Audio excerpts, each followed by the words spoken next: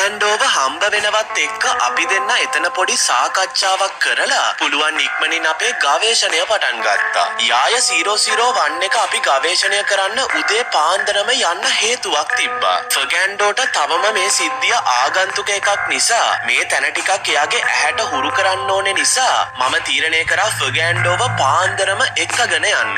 යාය 001 කියන්නේ අධික ලෙස අස්වාභාවික සිද්ධීන් වාර්තා වෙන පළාතක් විදියට ප්‍රසිද්ධයි. මෙතනට යනවත් එක්ක අපිට ඒ গুপ্ত ගතිය තේරෙන්න පටන් ගත්තා. ෆර්ගෑන්ඩෝ එක මම ඇවිල්ලා ඉන්නවා. ෆර්ගෑන්ඩෝ මං හිතන්නේ එයාගේ වීඩියෝ එක අරහෙට වෙලා කරනවා ඉන්ට්‍රොඩක්ෂන් වීඩියෝ එක. මොකද අපි දෙන්නම channel දෙකක් කරන හින්දා අපි දෙන්නගේ channel දෙකේ වීඩියෝ දෙක වැටෙන්නේ මේ විදියකට.